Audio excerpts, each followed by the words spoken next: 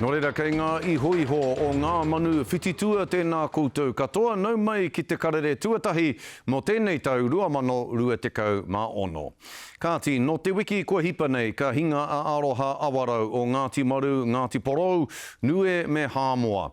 He kaituhi pūrongo, he kaituhi whakaari, he kai kōrero pūrākau hoki a ia. Ia e orāna, ka hiko i ia te ao, ki tōna atamai, ki ōna auahatanga o tira, ki ōna ahureinga katoa. Ko te wāhanga whakamutunga ki a ia, ko ia tonu anō. Ara, anō nei ko te wāhanga whakamutunga o tētahi whakaari. Meki, te whakaari o tōna ao, nōna e orāna. I te whare whakaari o Te Pou, i te hātarei nei, ka whakahōnore tia ia, o tira, ōna āhuatanga tangata, e ōna hoa piritata.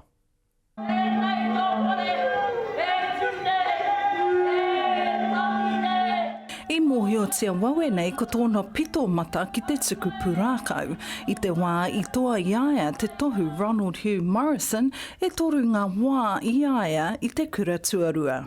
Te tere o tāna mahi ki te tuhi whakaare. Heka mā, ko tahi te wiki.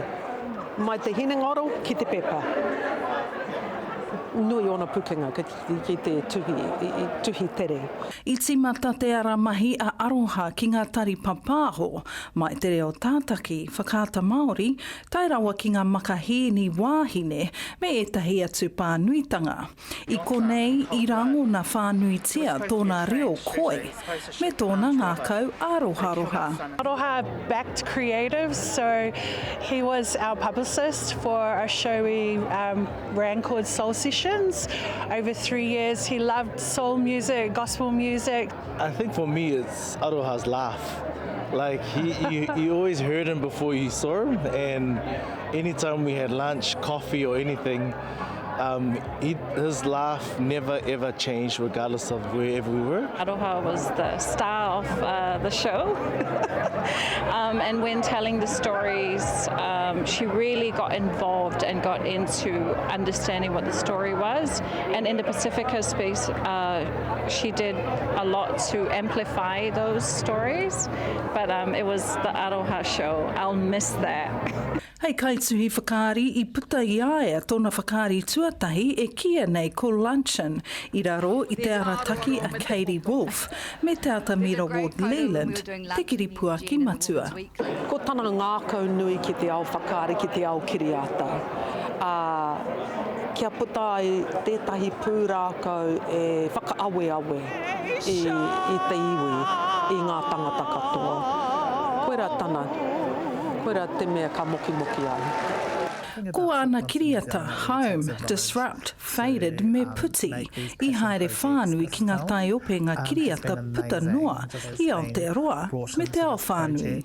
I tēnei rai ki katoa te whare o Te Pou me ngā hoa o Aroha.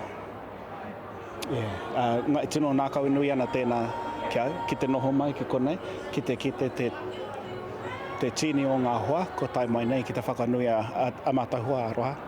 It's reflective of, it's a testimony to him.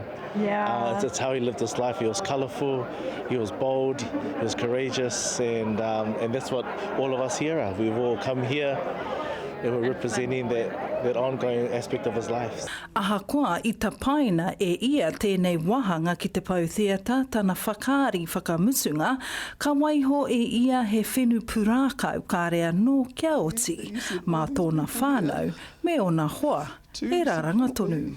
E rua rā pia i mua i tana wehenga, i noho a Amber, tētahi o ngā kaiwhakahaere o te whare nei, i te tahai kei te hospice, i te tahui a Aroha, ko tana hiahia ki te produce tonu, tana whakaari e haere ana ki tēnā o ngā huare.